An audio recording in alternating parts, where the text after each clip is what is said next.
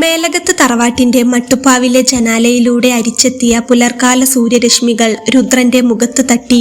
വർഷങ്ങൾക്ക് ശേഷം തന്റെ മുറിയിലെ കട്ടിലിൽ ഉറങ്ങി എഴുന്നേറ്റതിന്റെ ഒരാശ്വാസം അവന്റെ മുഖത്തുണ്ടായിരുന്നു. കുളി കഴിഞ്ഞ് ഈറൻമുടി തോർത്തി അലമാരയിൽ നിന്നും കസവുകരയുള്ള മുണ്ടും ക്രീം ഷർട്ടും അവൻ തിരഞ്ഞെടുത്തു.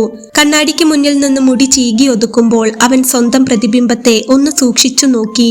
കവിളിലെ താടി അല്പം വളർന്നിരിക്കുന്നു. കണ്ണുകളിൽ പഴയതിനേക്കാൾ ഗൗരവം വന്നിട്ടുണ്ട്. ജയിലിലെ ആ 4 ചുവരുകൾക്കുള്ളിൽ കഴിഞ്ഞ ദിവസങ്ങൾ അവനെ കുറെ മാറ്റിക്കളഞ്ഞു. അപ്പോളാണ് വാതിൽക്കൽ ഒരു നിഴൽ കണ്ടത്. കയ്യിൽ ആവി പറക്കുന്ന ചായക്കപ്പുമായി അമ്മ നിൽക്കുന്നു. കണ്ണാ, അമ്മയുടെ വിളിയിൽ ഒരു വിറയലുണ്ടായിരുന്നു. രുദ്രൻ തിരിഞ്ഞു നോക്കി ഒന്ന് പുഞ്ചിരിച്ചു. അമ്മ ചായക്കപ്പ് മേശപ്പുറത്ത് വെച്ചു. പക്ഷേ തിരിച്ചു പോയില്ല. മകന്റെ മുഖത്തേക്ക് തന്നെ നോക്കി നിൽക്കുകയാണ്. ആ കണ്ണുകളിൽ വാത്സല്യത്തെക്കാൾ ഉപരി എന്തോ ഒരു ഭയം നിഴലിക്കുന്നത് രുദ്രൻ കണ്ടു. നീ വല്ലാതെ മാറിപ്പോയി മോനെ. ശരീരമൊക്കെ മെലിഞ്ഞു. ആകെ ഒരു വാട്ടം വന്ന പോലെ. അമ്മ അവന്റെ തോളിൽ കൈവച്ചു. രുദ്രൻ അപ്പോൾ അമ്മയുടെ കൈകളിൽ പിടിച്ചുകൊണ്ട് പറഞ്ഞു, പിന്നെ മാറ്റമില്ലാതിരിക്കുമോ അമ്മേ? 3 കൊല്ലം അകത്തായിരുന്നില്ലേ? അവിടെ അമ്മയുടെ സ്നേഹവും ഈ ചായയും ഒന്നുമില്ലല്ലോ. അമ്മൂമ്മ പണ്ട് പറയുമായിരുന്നില്ലേ, പന്നക്കർക്കിടകത്തിൽ പട്ടിണി കിടന്നാലും മേലകത്തെ കഞ്ഞി കുടിച്ചാലേ തടി വെക്കൂ എന്ന്. അതുകൊണ്ട് ഇനി അമ്മയുടെ ഭക്ഷണം കഴിച്ച് ഞാൻ പഴയതുപോലെ ആയിക്കോളാം.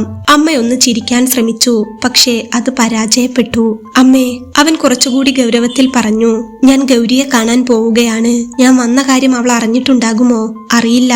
എന്തായാലും എനിക്ക് കാണാതിരിക്കാൻ പറ്റുന്നില്ല. പിന്നെ അച്ഛനോട് പറഞ്ഞേക്കണം, വരുന്ന ഞായറാഴ്ച നല്ലൊരു ദിവസമാണ്. നമുക്ക് അവളുടെ വീട്ടിലേക്ക് പോകണം. പെണ്ണ് ചോദിക്കണം. അവൾ എനിക്ക് തന്ന വാക്കാണ്, ഞാൻ വരുന്നത് വരെ കാത്തിരിക്കുമെന്ന്. മകന്റെ വാക്കുകൾ കേട്ട് ആ അമ്മയുടെ ഉള്ളൊന്നു പിടഞ്ഞു.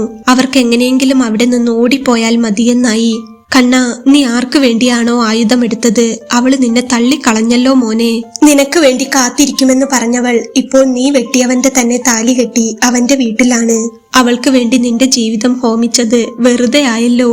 എല്ലായിടത്തും തോറ്റുപോയത് നീ മാത്രമാണ് മോനെ എന്നുറക്കെ വിളിച്ചു പറയാൻ തോന്നിയെങ്കിലും ആ അമ്മയുടെ നാവ് പൊന്തിയില്ല.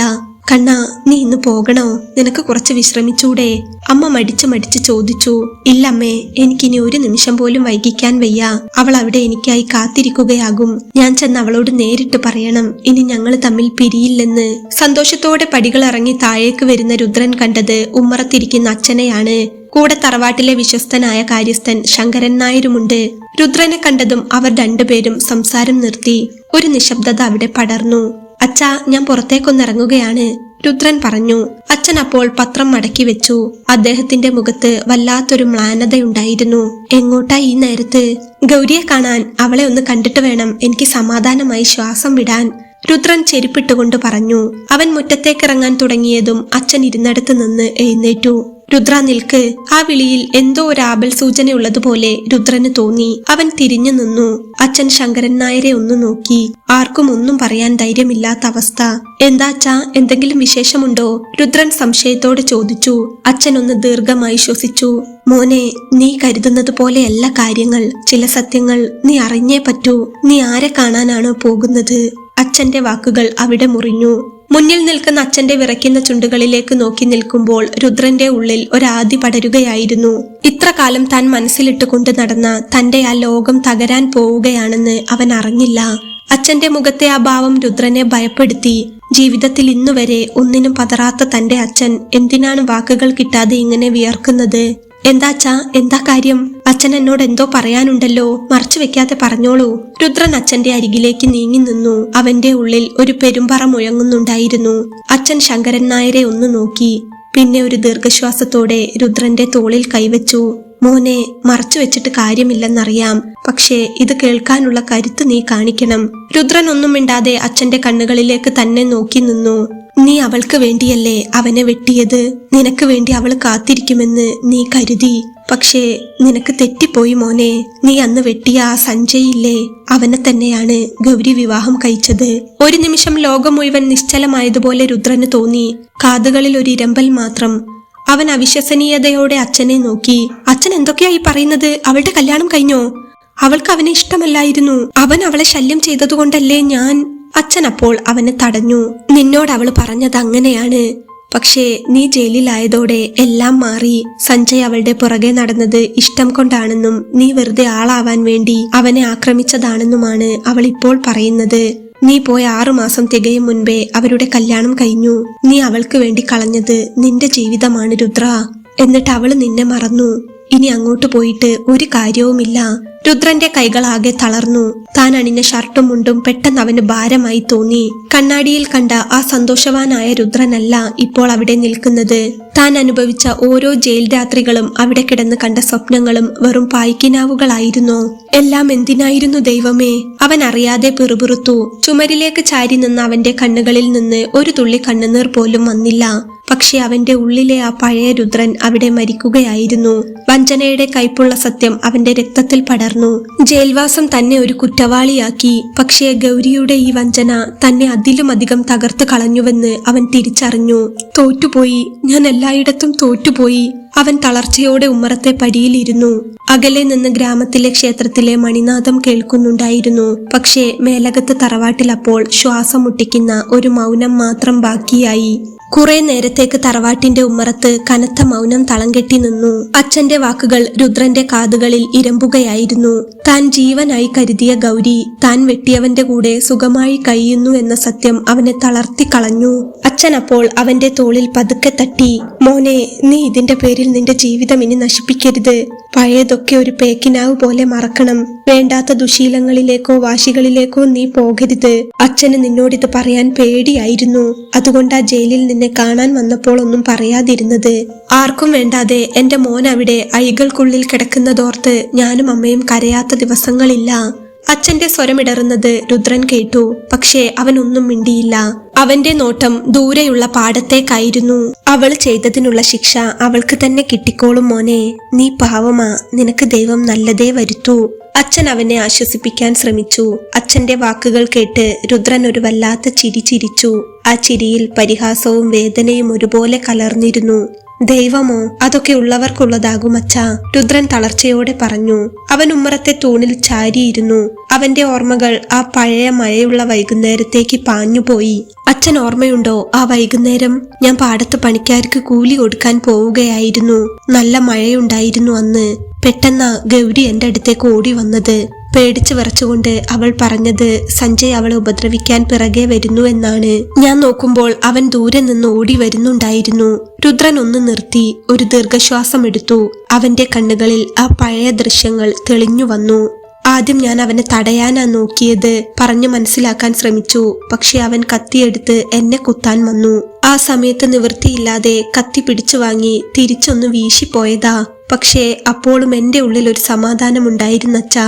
എന്റെ പെണ്ണിനു വേണ്ടിയാണല്ലോ ഞാൻ അത് ചെയ്തതെന്ന ആശ്വാസം. പക്ഷേ ഇന്ന് രുദ്രന്റെ സ്വരമിടറി. അവൻ മുഖം പൊത്തി. ജയിൽ അത്ര സുഖമുള്ള കാര്യമൊന്നുമല്ല അച്ഛാ. അവിടെ പോയി കിടന്നവർക്കേ അതിന്റെ വേദന അറിയൂ.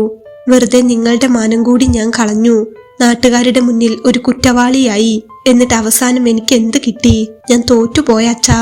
എല്ലായിടത്തും ഞാൻ മാത്രം തോറ്റുപോയി. അവൻ എഴുന്നേറ്റു. അവന്റെ കാലുകൾക്ക് വല്ലാത്തൊരു ഭാരം തോന്നി. മുണ്ടു മടക്കി കുത്തി സന്തോഷത്തോടെ പടിയിറങ്ങാൻ നോക്കിയ ആ ചെറുപ്പക്കാരനല്ല ഇപ്പോൾ അവിടെയുള്ളത്.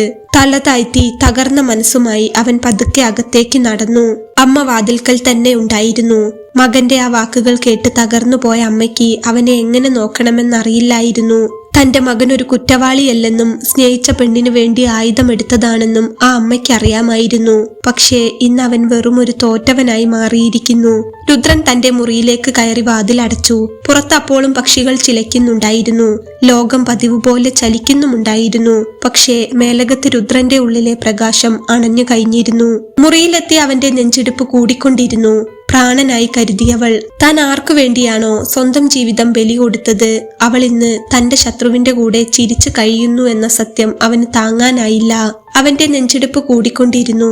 മുറിയിലെ മേശപ്പുറത്തിരുന്ന ഗ്ലാസ് എടുത്ത് അവൻ ആഞ്ഞെറിഞ്ഞു. വലിയൊരു ശബ്ദത്തോടെ അത് ചുമരിൽ തട്ടി ചിതറിത്തെറിച്ചു. കഷ്ണങ്ങൾ തറയിലാകെ പരന്നു. പക്ഷെ അവന്റെ ഉള്ളിലെ കലിപ്പ് അപ്പോഴും മാറിയില്ല. അവൻ കൈ ചുരുട്ടി ജനൽക്കമ്പിയിൽ ആഞ്ഞിടിച്ചു. വേദനയേക്കാൾ വലിയൊരു മരവിപ്പായിരുന്നു അവന് തോന്നിയത്. മുറിയിലാകെ അവൻ വട്ടം ചുറ്റി നടന്നു. ചതിക്കപ്പെട്ടവന്റെ സങ്കടം ഒരു അഗ്നിപർവ്വതം പോലെ അവന്റെ ഉള്ളിൽ പുകഞ്ഞു. പെട്ടെന്നാണ് കട്ടിലിൽ കിടന്ന ഫോൺ നിർത്താതെ ശബ്ദിച്ചത്. അവൻ അത് ശ്രദ്ധിച്ചില്ല. രണ്ടാമതും മൂന്നാമതും ആ നമ്പർ ഫോണിൽ തെളിഞ്ഞപ്പോൾ ദേഷ്യത്തോടെ അവൻ അത് കയ്യിലെടുത്തു. പരിചിതമല്ലാത്തൊരു നമ്പറാണ്. രുദ്രൻ ഒന്ന് ശ്വാസം വിട്ട് ഫോൺ എടുത്തു. ഹലോ. അവന്റെ ശബ്ദത്തിൽ ആ ഗൗരവവും ദേഷ്യവും അപ്പോഴും ഉണ്ടായിരുന്നു. രുദ്ര മോനെ, നീ ഇറങ്ങിയല്ലേ? മറുവശത്ത് നിന്ന് ആ ശബ്ദം കേട്ടതും രുദ്രന്റെ ദേഷ്യം പതുക്കെ ഒന്ന് തണുത്തു. അത് മാധവേട്ടനായിരുന്നു. മാധവേട്ടനെ രുദ്രൻ പരിചയപ്പെടുന്നത് ജയിലിനുള്ളിലെ ഇരുണ്ട ദിവസങ്ങളിലാണ്. വ്യാജ മദ്യക്കേസിൽ അകപ്പെട്ടതായിരുന്നു മാധവേട്ടൻ. ആളൊരു പഞ്ചപാവമായിരുന്നു. മോളെ ഡോക്ടറാക്കാൻ വേണ്ടി രാപ്പകൽ പണിയെടുത്ത മനുഷ്യൻ. ഇടയ്ക്ക് കുറച്ച് പണം കിട്ടുമെന്ന് കരുതി ആരോ പറഞ്ഞ പ്രകാരം ഒരു ബോക്സ് എത്തിക്കാൻ പോയതാണ്. അതിൽ വ്യാജമദ്യമാണെന്ന് അയാൾ അറിഞ്ഞിരുന്നില്ല. അങ്ങനെയാണ് ജയിലിലെത്തിയത്. ജയിലിൽ ചെന്ന സമയം പരിചയമില്ലാത്ത ജയിൽവാസികൾക്ക് നടുവിൽ രുദ്രൻ തകർന്നിരുന്നപ്പോൾ ഒരു ജ്യേഷ്ഠനെ പോലെ ചേർത്തു പിടിച്ചത് മാധവേട്ടനായിരുന്നു. മാധവേട്ടന്റെ ശിക്ഷാ കാലാവധി കഴിഞ്ഞ് അദ്ദേഹം ഇറങ്ങുമ്പോൾ രുദ്രന്റെ ഫോൺ നമ്പർ വാങ്ങിയിരുന്നു. ഇറങ്ങിയിട്ടും രുദ്രനെ മറക്കാതെ മാധവേട്ടൻ ജയിലിൽ വന്ന് കാണുമായിരുന്നു. ആ ഒരു ബന്ധം ഇപ്പോഴും അവർക്കിടയിൽ മായാതെ നിൽക്കുന്നുണ്ടായിരുന്നു. ഞാൻ വിളിച്ചിട്ട് കിട്ടുന്നില്ലല്ലോ എന്ന് കരുതിയിരിക്കുകയായിരുന്നു. നീ എന്നെ മറന്നോടാ? മാധവേട്ടൻ സ്നേഹത്തോടെ ചോദിച്ചു. ഇല്ല മാധവേട്ട, മറന്നിട്ടില്ല. ഞാൻ 2 ദിവസം മുൻപ് ഇറങ്ങിയതേ ഉള്ളൂ. കുറച്ച് തിരക്കിലായിരുന്നു. രുദ്രൻ പതുക്കെ കട്ടിലിന്റെ അറ്റത്തേക്കിരുന്നു. എന്താടാ നിന്റെ ശബ്ദം ഒരുമാതിരി? നീ എവിടെയാ? എനിക്കൊന്ന് കാണണം നിന്നെ. മാധവേട്ടന്റെ ചോദ്യം കേട്ടപ്പോൾ രുദ്രൻ എന്ത് പറയണമെന്നറിയില്ലായിരുന്നു. ഒന്നുമില്ല മാധവേട്ട. മാധവേട്ടന് സുഖല്ലേ? അവൻ ചോദിച്ചു. ആടാ മോനെ, സുഖം. പിന്നെ ഞാൻ വിളിച്ചതെന്താന്ന് വെച്ചാൽ, രുദ്ര, എനിക്ക് നിന്നോടൊരു സഹായം ചോദിക്കാനുണ്ട്. നിനക്ക് പറ്റില്ലെങ്കിൽ ബുദ്ധിമുട്ടണ്ട. നീ ഇറങ്ങിയതേ ഉള്ളൂ എന്ന് എനിക്കറിയാം. മാധവേട്ടൻ മടിച്ചു പറഞ്ഞു. എന്താ മാധവേട്ട കാര്യം? മടിച്ചൊന്നും നിൽക്കണ്ട, പറഞ്ഞോളൂ. രുദ്രൻ മറുപടി നൽകി.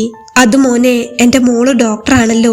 അവൾ ഒഴിവുള്ള ദിവസമൊക്കെ ചുരത്തിലുള്ള ആദിവാസി കോളനികളിൽ മരുന്ന് കൊടുക്കാനും ചികിത്സിക്കാനും പോകാറുണ്ട്. ഇന്ന് അവിടെ പോയി തിരിച്ചു വരുന്ന വഴിക്ക് കാടിന്റെ അതിരിൽ വെച്ച് അവൾ വിളിച്ച വണ്ടി പഞ്ചറായി. ഇനി അവിടെ നിന്ന് ബസ് കിട്ടാനുമില്ല. ഞാൻ ഇവിടുന്ന് ഒരു ടാക്സി വിളിച്ച് അങ്ങോട്ടെത്താൻ വല്ലാതെ വൈകും. നീ ഒന്ന് അങ്ങോട്ട് പോയി അവളെ ഒന്ന് ഇങ്ങോട്ട് കൂട്ടിയിട്ട് വരുമോ മോനെ? അങ്ങനെയെങ്കിൽ വലിയ സഹായമാകുമായിരുന്നു. നിന്റെ വീടിന്റെ അവിടുന്ന് അങ്ങോട്ട് അധിക ദൂരമില്ലല്ലോ. മാധവേട്ടൻ അത് പറഞ്ഞപ്പോൾ രുദ്രൻ ഒന്നും മടിച്ചു. മനസ്സാകെ അസ്വസ്ഥമായി ഇരിക്കുന്ന ആ സമയത്ത് ഒരു ഡ്രൈവിന് പോകാൻ അവൻ ഒട്ടും താല്പര്യമില്ലായിരുന്നു. പക്ഷേ മാധവേട്ടൻ ആദ്യമായി ചോദിക്കുന്ന ഒരു കാര്യമാണ്. ജയിലിൽ വെച്ച് തനിക്ക് താങ്ങായി നിന്ന മനുഷ്യനെ വിഷമിപ്പിക്കാൻ അവന് തോന്നിയില്ല. ഞാൻ പോയിക്കോളാം മാധവേട്ട. അല്പനേരം ആലോചിച്ച ശേഷം രുദ്രൻ പറഞ്ഞു. നിനക്ക് ബുദ്ധിമുട്ടാവില്ലല്ലോടാ. നീ വീട്ടിലെത്തിയതേ ഉള്ളൂ എന്ന് എനിക്കറിയാം. മാധവേട്ടൻ വീണ്ടും ഉറപ്പിക്കാനായി ചോദിച്ചു. ഇല്ല മാധവേട്ട, ഒരു ബുദ്ധിമുട്ടുമില്ല. മാധവേട്ടൻ അവിടുന്ന് ഇങ്ങോട്ട് വന്ന് ബുദ്ധിമുട്ടണ്ട. ചുരത്തിൽ എവിടെയാ വണ്ടി ഇരിക്കുന്നത്? രുദ്രൻ ചോദിച്ചു. 4ാമത്തെ വളവ് കഴിഞ്ഞാലുടൻ ആ കാടിന്റെ അരികിലുണ്ടാകും. വണ്ടി പഞ്ചറായിട്ട് അവൾ അവിടെ നിൽക്കുകയാണ്. ശരി, ഞാൻ എന്നാ അങ്ങോട്ട് ചെല്ലാം. പക്ഷേ അവൾക്ക് എന്നെ കണ്ടാൽ മനസ്സിലാകുമോ? ഞാൻ ആരാണെന്ന് പറയണം. രുദ്രൻ തന്റെ സംശയം ചോദിച്ചു. നിനക്ക് അവളെ കണ്ടാൽ മനസ്സിലാകും മോനെ. അവൾ ഒരു വെള്ള കോട്ടിട്ടിട്ടുണ്ടാകും. വൈഗ എന്നാണ് പേര്. നീ പേര് ചോദിച്ചാൽ മതി, മാധവേട്ടൻ പറഞ്ഞു. ശരി മാധവേട്ട, ഞാൻ ഇപ്പോ തന്നെ ഇറങ്ങാം എന്ന് പറഞ്ഞ് രുദ്രൻ ഫോൺ വെച്ചു. മുറിയിൽ നിന്നും അവൻ പുറത്തിറങ്ങിയപ്പോൾ ഉമ്മറത്ത് അച്ഛൻ ഇരിക്കുന്നുണ്ടായിരുന്നു. രുദ്രൻ വേഗത്തിൽ ഇറങ്ങുന്നത് കണ്ടപ്പോൾ അച്ഛന്റെ മുഖത്ത് ഒരു പേടി പടർന്നു. രുദ്രൻ വല്ല അബദ്ധവും കാണിക്കുമോ എന്ന പേടിയായിരുന്നു ആ കണ്ണുകളിൽ. നീ എങ്ങോട്ടാ ഈ തിടുക്കത്തിൽ? അച്ഛൻ കസേരയിൽ നിന്ന് എഴുന്നേറ്റ് ചോദിച്ചു. രുദ്രൻ അപ്പോൾ അച്ഛന്റെ മുഖത്തേക്ക് നോക്കി. അച്ഛന്റെ ശബ്ദത്തിലെ വിറയൽ അവൻ തിരിച്ചറിഞ്ഞു. ഞാൻ എങ്ങോട്ടും വയക്കിന് പോവുകയല്ല അച്ഛാ. ജയിലിൽ വെച്ച് എന്നെ സഹായിച്ചിരുന്ന മാധവേട്ടനെ പറ്റി ഞാൻ അച്ഛനോട് പറയാറുണ്ടായിരുന്നില്ലേ? അദ്ദേഹത്തിന്റെ മോള് ഡോക്ടറാണ്. ആ കുട്ടി ചുരത്തിൽ വണ്ടി കേടായി കുടുങ്ങിക്കിടക്കുകയാണ്. അവിടെ വണ്ടി കിട്ടാൻ പ്രയാസമായതുകൊണ്ട് മാധവേട്ടൻ എന്നെ വിളിച്ചു. അവളെ ഒന്ന് കൂട്ടി വീട്ടിലെത്തിക്കാൻ പോവുകയാണ്. രുദ്രൻ പറഞ്ഞപ്പോൾ അച്ഛൻ ഒന്ന് ആശ്വസിച്ചെങ്കിലും പതുക്കെ ചോദിച്ചു. നീ പഴയ കാര്യങ്ങളോർത്ത്? അച്ഛൻ പേടിക്കണ്ട. ആ കാര്യമോർത്ത് എനിക്കിനി വിഷമമൊന്നുമില്ല. അതൊക്കെ ഓരോരുത്തരുടെ വിധി എന്ന് കരുതിയാൽ മതിയല്ലോ. ഞാൻ അവളെ കൊണ്ടുവിട്ടിട്ട് വേഗം വരാം. രുദ്രന്റെ വാക്കുകൾ കേട്ടപ്പോൾ അച്ഛന്റെ ഉള്ളിലെ ഭാരം ഒന്ന് കുറഞ്ഞു. രുദ്രൻ താഴേക്കിറങ്ങി തറവാട്ടിലെ കാർ എടുത്ത് സ്റ്റാർട്ട് ചെയ്തു. ഗൗരിയുടെയും സഞ്ജയിന്റെയും മുഖങ്ങൾ മനസ്സിൽ വരുമ്പോഴൊക്കെ അവൻ അത് മനഃപൂർവ്വം മായ്ച്ചു കളയാൻ ശ്രമിച്ചു. കാർ പതുക്കെ ചുരം കയറി തുടങ്ങി. ചുരത്തിലെ ഓരോ വളവും കയറുമ്പോൾ രുദ്രന്റെ മനസ്സ് പഴയ കാര്യങ്ങളിലേക്ക് പാളിപ്പോകുന്നുണ്ടായിരുന്നു. എങ്കിലും മാധവേട്ടനോടുള്ള കടപ്പാട് കാരണം അവൻ വണ്ടി ശ്രദ്ധിച്ചോടിച്ചു. 4ാമത്തെ വളവെത്തിയപ്പോൾ റോഡിന്റെ വശത്തായി ഒരു ചെറിയ ചായക്കട കണ്ടു. മരത്തണലിൽ ഓലമേഞ്ഞ ആ കടയുടെ മുന്നിൽ രുദ്രൻ കാർ ഒതുക്കി നിർത്തി. കടയുടെ മുന്നിലെ തടിബെഞ്ചിൽ ഒരു പെൺകുട്ടി ഇരിക്കുന്നത് അവൻ കണ്ടു. അരികിൽ ഒരു ബാഗും മടക്കി വെച്ച വെള്ള കോട്ടും ഇരിപ്പുണ്ട്. അവൾ ഒരു സ്റ്റീൽ ഗ്ലാസ്സിൽ ചായ കുടിക്കുകയായിരുന്നു. മാധവേട്ടന്റെ മോള് വൈഗ അവൾ തന്നെയാണെന്ന് അവൻ ഉറപ്പായി. കാറിൽ നിന്നിറങ്ങി രുദ്രൻ അവളുടെ അടുത്തേക്ക് നടന്നു. അപരിചിതനായ ഒരാൾ വരുന്നത് കണ്ട് അവൾ ചായ കുടിക്കുന്നത് നിർത്തി അവനെ ഒന്ന് നോക്കി. വൈഗയല്ലേ, മാധവേട്ടൻ വിളിച്ചിരുന്നു, ഞാൻ രുദ്രൻ, അവൻ പറഞ്ഞു. അത് കേട്ടതും അവളുടെ മുഖത്തൊരു തെളിച്ചം വന്നു. ആ കണ്ണുകളിലുണ്ടായിരുന്ന പേടി മാറി ഒരു ചെറിയ പുഞ്ചിരി വിരിഞ്ഞു. അവൾ വേഗം ബെഞ്ചിൽ നിന്ന് എഴുന്നേറ്റു. അച്ഛൻ വിളിച്ചു പറഞ്ഞിരുന്നു രുദ്രേട്ടൻ വരുമെന്ന്. ഇത്രയും ദൂരം വരാൻ വല്ലാതെ ബുദ്ധിമുട്ടായോ? പെട്ടെന്ന് വണ്ടി പഞ്ചറായപ്പോൾ എന്ത് ചെയ്യണമെന്നറിയാതെ ഇരിക്കുകയായിരുന്നു. അവൾ വളരെ ലളിതമായി സംസാരിച്ചു. ഏയ്, അതൊന്നും കുഴപ്പമില്ല, നമുക്ക് പോകാം, രുദ്രൻ പറഞ്ഞു. അവൾ അപ്പോൾ തന്റെ ബാഗ് എടുത്ത് തോളിലിട്ടു. എന്നിട്ട് കടക്കാരന് പൈസ കൊടുക്കാൻ തുടങ്ങുമ്പോൾ രുദ്രനെ നോക്കി ചോദിച്ചു, രുദ്രേട്ടൻ ചായ കുടിക്കുന്നോ? നല്ല ചായയാ? വേണ്ട, ഇപ്പോൾ കുടിച്ചതേയുള്ളൂ, രുദ്രൻ മറുപടി നൽകി. സാരമില്ലെന്നേ, ഇത്രയും ദൂരം എനിക്ക് വേണ്ടി വന്നതല്ലേ, ഒരു ചായ കുടിച്ചിട്ട് പോകാം എന്ന് പറഞ്ഞ് അവൾ കടക്കാരനോട് ഒരു ചായ കൂടി പറഞ്ഞു. ചായ വരുന്നതുവരെ അവർ കടയുടെ മുന്നിൽ നിന്നു. അപ്പോഴാണ് രുദ്രൻ അവളെ ശരിക്കൊന്ന് നോക്കിയത്. മാധവേട്ടനെ പോലെ തന്നെ വളരെ ശാന്തമായ മുഖം, കണ്ടാൽ ഒരു ഡോക്ടറുടെ ഗൗരവമൊന്നുമില്ല, ഒരു പാവം കുട്ടിയാണെന്ന് തോന്നും. ആ വെള്ളക്കോട്ടും കയ്യിൽ പിടിച്ച് ചിരിച്ചു നിൽക്കുന്ന അവളെ കണ്ടപ്പോൾ രുദ്രന്റെ മനസ്സിലെ കലിപ്പ് എങ്ങോ പോയി മറഞ്ഞു. കടക്കാരൻ ചായ നീട്ടിയപ്പോൾ അവൾ അത് വാങ്ങി രുദ്രന് കൊടുത്തു. രുദ്രൻ പതുക്കെ അത് കുടിച്ചു.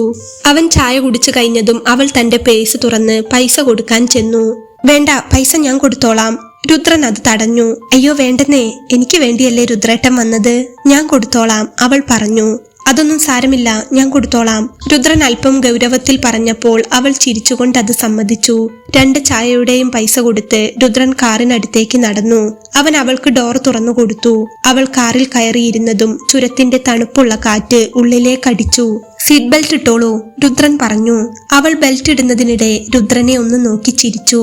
ഗൗരിയുടെ വഞ്ചന ഏൽപ്പിച്ച മുറിവ് അപ്പോഴും ഉള്ളിലുണ്ടെങ്കിലും ചുരത്തിലൂടെ തണുപ്പേറ്റുകൊണ്ടുള്ള യാത്ര രുദ്രൻ ഒരു പുതിയ അനുഭവം തന്നെയായിരുന്നു. കാറിനുള്ളിൽ അപ്പോൾ ഒരു ചെറിയ പാട്ട് റേഡിയോയിൽ കേൾക്കുന്നുണ്ടായിരുന്നു. അവർക്കിടയിൽ വലിയ സംസാരമില്ലെങ്കിലും ആ നിശബ്ദതയ്ക്ക് ഒരു പ്രത്യേക ഭംഗിയുണ്ടായിരുന്നു. പുറത്ത് തേയിലത്തോട്ടങ്ങളും ചുരത്തിന്റെ പച്ചപ്പും വേഗത്തിൽ പിന്നിലേക്ക് പോകുന്നത് നോക്കിയിരിക്കുകയായിരുന്നു വൈഗ. രുദ്രന്റെ ശ്രദ്ധ മുഴുവൻ റോഡിലായിരുന്നു. അവന്റെ മനസ്സപ്പോഴും ഗൗരിയെക്കുറിച്ചുള്ള ചിന്തകളിൽ ഉലയുന്നുണ്ട്. സ്നേഹിച്ച പെണ്ണിന്റെ വഞ്ചനയും ആ ദേഷ്യവും ഉള്ളിലുള്ളതുകൊണ്ട് തന്നെ അവൻ ആരോടും സംസാരിക്കാൻ തോന്നിയില്ല. ആ നിശബ്ദത കീറി മുറിച്ചുകൊണ്ട് വൈഗയാണ് ആദ്യം സംസാരിച്ചത്. അച്ഛൻ പറഞ്ഞിട്ടുള്ള രുദ്രേട്ടൻ ഇങ്ങനെയല്ലല്ലോ, നന്നായി വർത്താനം പറയുന്ന ആളാണെന്നാണല്ലോ അച്ഛൻ പറഞ്ഞത്. അച്ഛന് രുദ്രേട്ടനെ അത്രയ്ക്ക് ഇഷ്ടമാണ്, അവൾ വളരെ സൗമ്യമായി പറഞ്ഞു. അത് കേട്ടപ്പോൾ രുദ്രൻ അവളെ ഒന്ന് നോക്കി. ഒരു പരിചയവുമില്ലാത്ത ഒരാളോടിപ്പോൾ എന്തു സംസാരിക്കാനാണെന്ന് കരുതി മിണ്ടാതിരുന്നതാണ്. രുദ്രൻ മനസ്സിൽ പറഞ്ഞു. സത്യത്തിൽ അവന് സംസാരിക്കാൻ ഒട്ടും മൂടുണ്ടായിരുന്നില്ല. ജയിലിൽ നിന്നിറങ്ങിയപ്പോൾ വിചാരിച്ച കാര്യങ്ങളല്ല വീട്ടിൽ നടന്നത്. ആ മുറിവ് അത്ര പെട്ടെന്ന് ഉണങ്ങുന്ന ഒന്നല്ലല്ലോ. എങ്കിലും അവൻ വൈഗയോട് സംസാരിച്ചു തുടങ്ങി. മാധവേട്ടനെ എനിക്ക് വലിയ കാര്യമാണ്. ജയിലിൽ വെച്ച് ഞാനും അദ്ദേഹവും ഒരുപാട് സംസാരിക്കുമായിരുന്നു. മോളുടെ കാര്യങ്ങളൊക്കെ മാധവേട്ടൻ പറയുമായിരുന്നു. മോളെ പഠിപ്പിക്കാൻ അദ്ദേഹം പെടുന്ന പാടുകളെ കുറിച്ചൊക്കെ. പക്ഷേ പേര് വൈഗ എന്നാണെന്ന് ഇപ്പോഴാണ് അറിഞ്ഞത്. രുദ്രൻ അത് പറഞ്ഞപ്പോൾ വൈഗയുടെ ചുണ്ടിൽ ഒരു ചിരി വന്നു. പക്ഷേ ആ ചിരിയിൽ ഒരു സങ്കടം ഒളിഞ്ഞു കിടക്കുന്നതുപോലെ അവന് തോന്നി. ആ ചിരി അവൾ മനഃപൂർവ്വം ഉണ്ടാക്കിയെടുത്ത ഒന്നാണെന്ന് അവന് തോന്നിപ്പോയി. ഒരുപാട് കഷ്ടപ്പെട്ടിട്ടുണ്ട് അച്ഛൻ, അവൾ ഡോറിലൂടെ പുറത്തേക്ക് നോക്കി പറഞ്ഞു. ഒരുപാടാണോ എന്ന് ചോദിച്ചാൽ എനിക്കറിയില്ല രുദ്രേട്ടാ, അത്രയ്ക്കുണ്ട്. ഇന്നിപ്പോൾ ഞാൻ ഇട്ടിരിക്കുന്ന ഈ വെള്ളക്കോട്ടും ഈ സ്റ്റെതസ്കോപ്പും ഒക്കെ അച്ഛന്റെ വിയർപ്പാണ്. എനിക്ക് വേണ്ടി അച്ഛൻ ചെയ്യാത്ത പണികളില്ല. ആ ജയിൽവാസം പോലും എനിക്ക് വേണ്ടി പണമുണ്ടാക്കാൻ പോയപ്പോഴല്ലേ ഉണ്ടായത്. അവൾ ഒന്ന് നിർത്തി, എന്നിട്ട് പതുക്കെ തുടർന്നു. അമ്മയെ കണ്ട ഓർമ്മയില്ല എനിക്ക്. ഞാൻ കുഞ്ഞായിരുന്നപ്പോളെ അമ്മ പോയി. പിന്നീട് നാട്ടുകാരൊക്കെ നിർബന്ധിച്ചിട്ടും അച്ഛൻ മറ്റൊരു കല്യാണത്തിന് നിന്നില്ല. എന്നെ നോക്കാനും വളർത്താനും ആരെയും വിശ്വസിച്ചേൽപ്പിക്കാൻ അച്ഛന് പേടിയായിരുന്നു.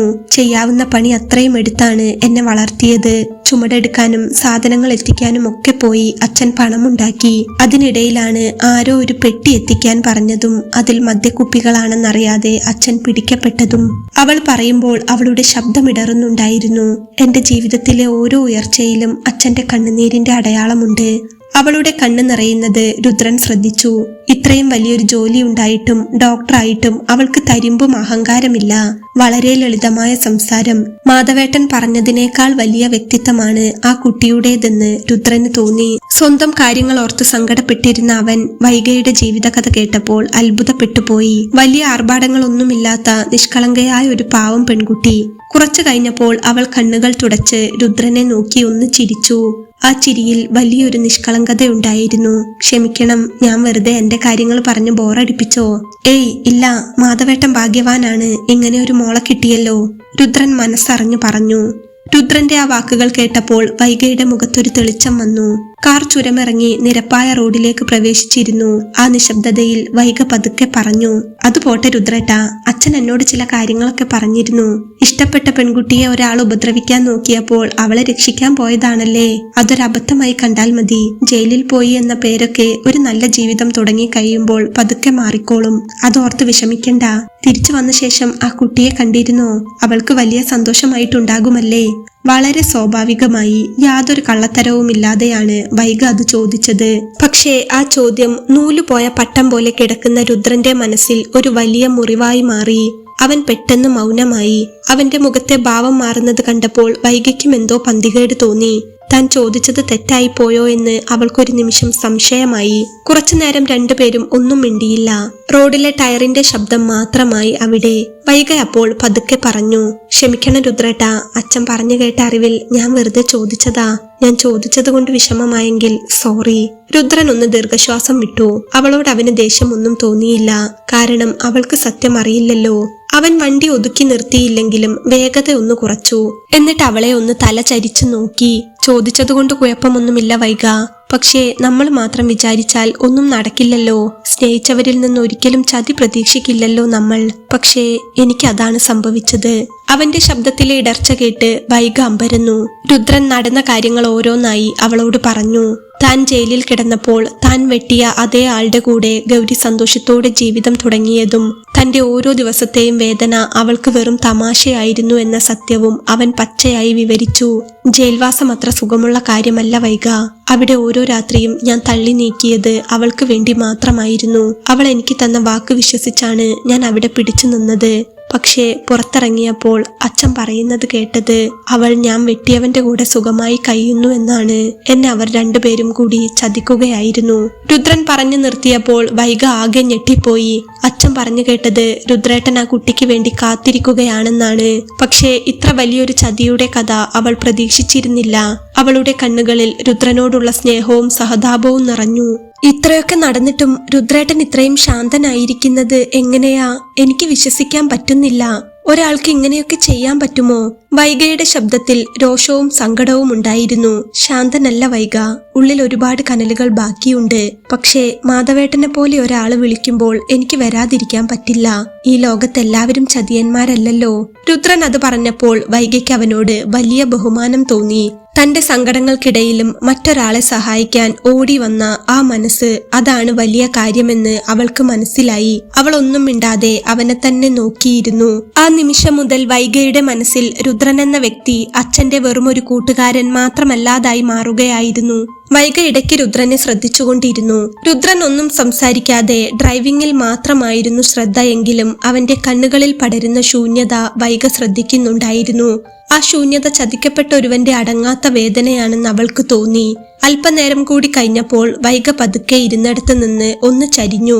അവൾ രുദ്രനെ ഒന്ന് നോക്കി. എന്നിട്ട് വളരെ സൗമ്യമായി ഒരാത്മബന്ധമുള്ള ആളെപ്പോലെ സംസാരിച്ചു തുടങ്ങി. രുദ്രേട്ടാ, ഞാൻ പറയുന്നത് തെറ്റാണെങ്കിൽ എന്നോട് ക്ഷമിക്കണം. ഇതുവരെ ആ കുട്ടിക്ക് വേണ്ടി രുദ്രേട്ടൻ ജയിലിലും മറ്റും ഓരോ നിമിഷവും കഴിച്ചുകൂട്ടി. ഓരോ ദിവസവും രുദ്രേട്ടൻ അവിടെ നീന്തി കയറിയത് അവളോടുള്ള സ്നേഹം ഒന്നുകൊണ്ട് മാത്രമാണെന്ന് എനിക്ക് ഊഹിക്കാവുന്നതേ ഉള്ളൂ. പക്ഷേ എനിക്കൊരു കാര്യം പറയാനുണ്ട്.